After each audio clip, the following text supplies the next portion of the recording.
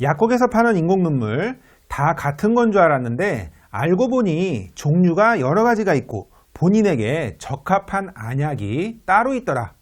안녕하세요. 설명이 짱이에요. 약장TV입니다. 눈이 피로하고 불편하고 뻑뻑하고 이물감이 느껴질 때 인공눈물을 넣으면 눈이 편안해지곤 합니다.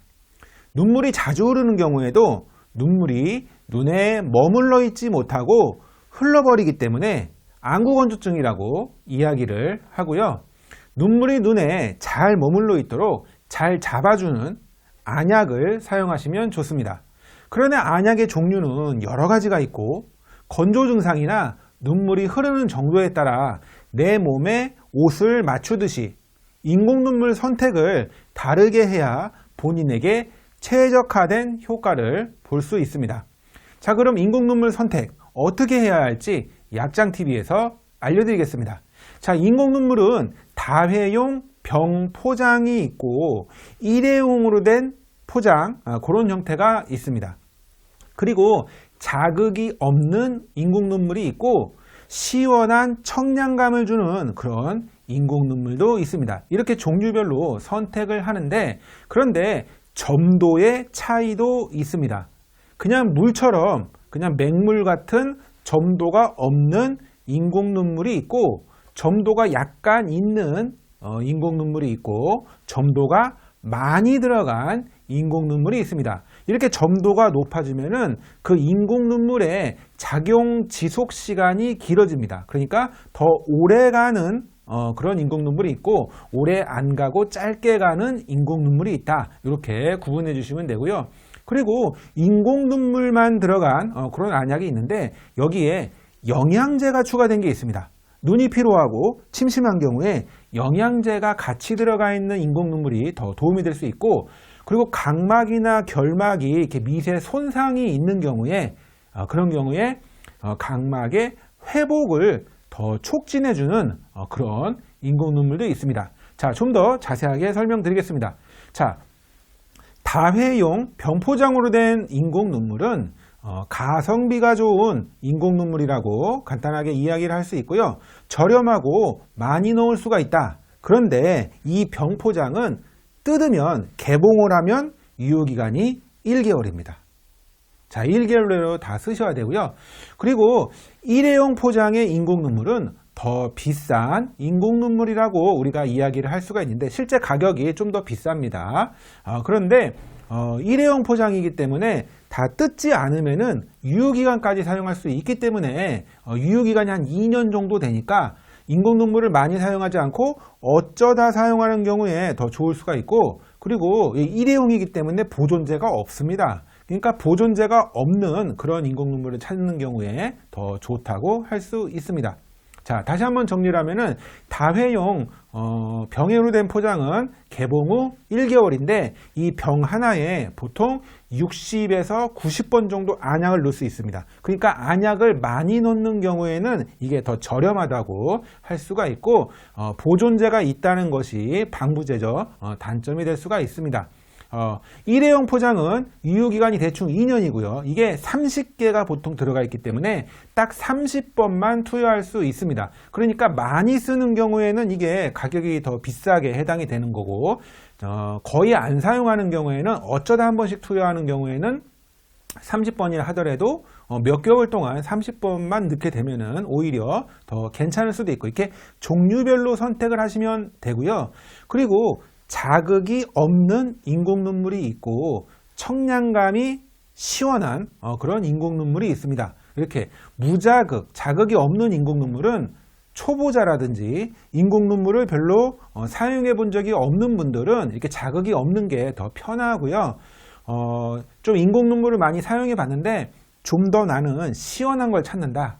그리고 강한 거, 강하게 시원하게 싸한 느낌을 주는 인공눈물을 찾는다. 그런 경우에는 멘톨이 많이 들어가 있는 인공눈물을 선택하시면 되겠습니다. 이렇게 종류별로 여러 가지가 있다 말씀을 드리고, 작용 지속 시간이 인공눈물마다 다른데 어떤 인공눈물은 짧게 단시간만 지속이 되고 어떤 인공눈물은 좀 오래 갑니다. 오랫동안 눈물을 눈에 머금을 수 있게끔 오랫동안 촉촉하게 해줄 수 있는 그런 인공 눈물이 있는데 어떠한 차이냐면은 점증제의 차이입니다. 점증제가 어떤 게 들어가 있냐에 따라서 예를 들어서 그 인공 눈물 안약의 성분을 보시면은 염화칼륨, 염화나트륨 이렇게 적혀 있는 것은 그냥 전해질만 들어가 있는 거기 때문에 그냥 실제 인공 눈물 말 그대로 인공 눈물만 들어간 거기 때문에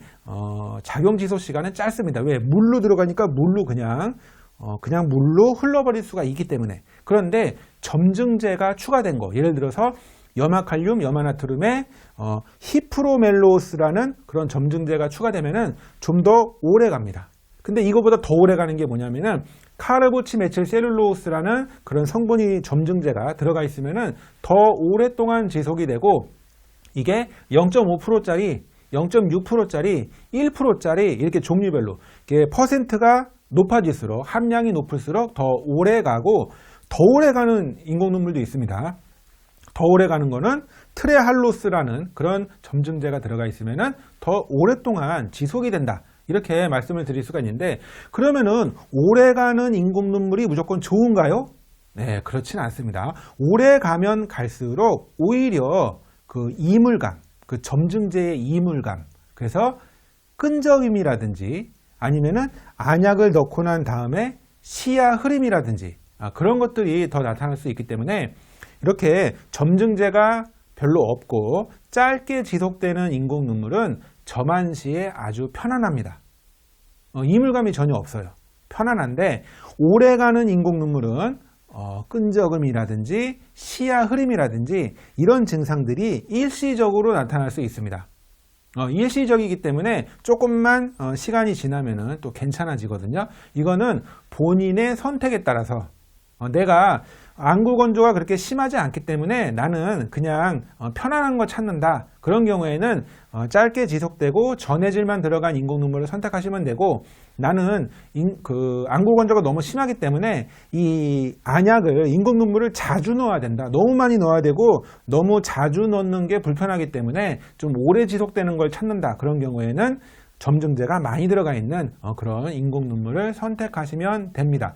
참고로 점안액, 안약보다 더 오래가는 건 뭐냐면은 안연고 타입이죠. 그래서 점안겔이라고 있고 안연고라고 있습니다. 이렇게 점안겔이 안약보다는 더 오랫동안 지속이 되고 안연고는 점안겔보다도 더 오랫동안 지속되고 그러나 이 안연고의 단점이 뭐냐면은 안연고를 눈에 이렇게 넣고 나면은 뿌예서 아무것도 안 보입니다.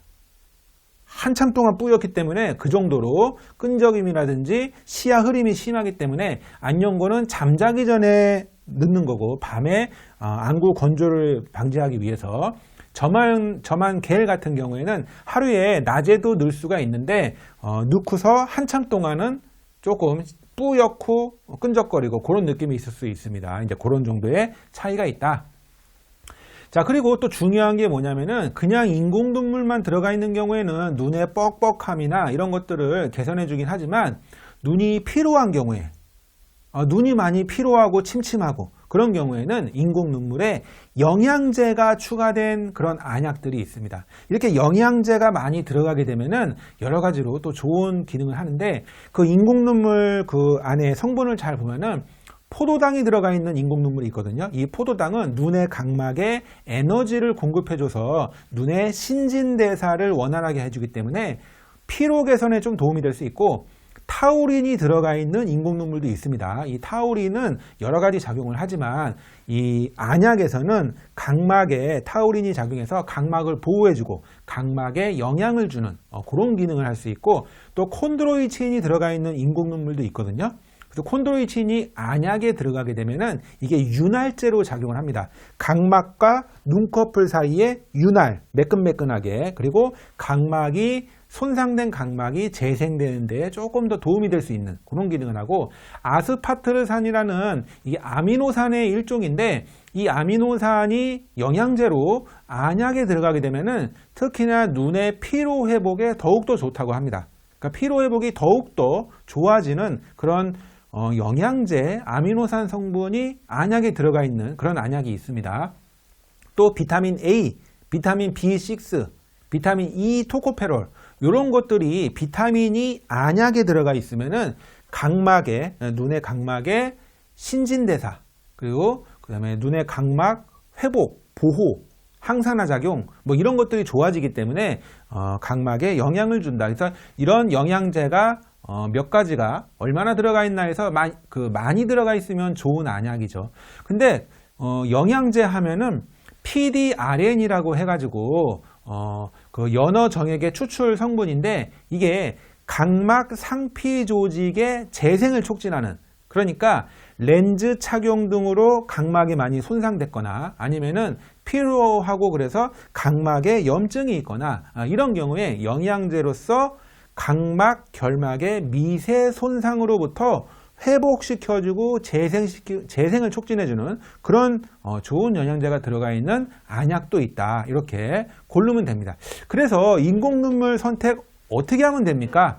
네, 일단은 기본적인 것을 선택을 하시면 됩니다. 뭐 예를 들어서 염화칼륨, 염화나트륨, 포도당 이런 병에 들어가 있는 거, 아니면은 염화칼륨, 염화나트륨, 그 다음에 점증제, 히프로멜로스의 영양제, 콘드로이친 이 정도 들어가 있는 안약에서 내가 예를 들어 이게 너무 그 청량감이 있는 안약이기 때문에 청량감이 없는, 자극이 없는 더 순한 것을 찾을 건지, 아니면은 더 점증제가 더 많이 들어가서 더 오래 가는 거, 그리고 더 손상된 눈에 영양제가 더 많이 들어간 거, 물론 가격은 다릅니다. 가격은 다른데 이렇게 영양제가 더 많이 들어간 안약을 찾을 건지, 그렇게 약국에 문의를 해서 약사한테 그런 거 달라고 하면은 그런 안약을 선택하실 수 있습니다.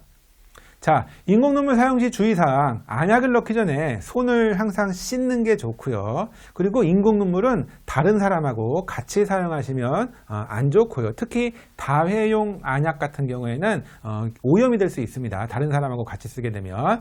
그리고 유효기간을 지켜주시는 게 좋고요. 다회용 병포장은 개봉 후 1개월입니다. 그리고 일회용으로 된 그 포장은 일회용을 땄을 경우에는 일회용 땄을 때 개봉 후 하루입니다. 24시간. 24시간 지나면 그거 일회용 포장 버리셔야 되고요. 그리고 점안 시에 눈꺼풀이나 속눈썹 이렇게 닿으면은 안약이 오염될 수 있다. 이렇게 기억을 해주시고, 만약에 안약을 넣었는데 통증이 있거나 출혈이 있거나 아니면 눈이 가렵거나 이런 경우에는 안약 사용을 중단하고 전문의와 전문가와 의사, 약사와 상의해 주시는 게 좋습니다. 그리고 일회용 안약은 한 번만 사용하는 게 원칙이고, 일회용 안약을 오늘 뜯어가지고 잘 뒀다가 그 다음에 뭐 이따 저녁에 사용해야지 이렇게 해서 오랫동안 사용하게 되면 그 안약이 오염될 수 있기 때문에 일회용 안약은 정말 일회용으로만 사용하시는 게 좋습니다. 자, 이상으로 인공눈물에 대해 알아보았습니다. 내용이 마음에 드시면 구독과 좋아요를 눌러주시고 알람 설정도 해주시면 감사하겠습니다. 다음에 더 좋은 영상으로 찾아뵙겠습니다. 시청해 주셔서 감사합니다.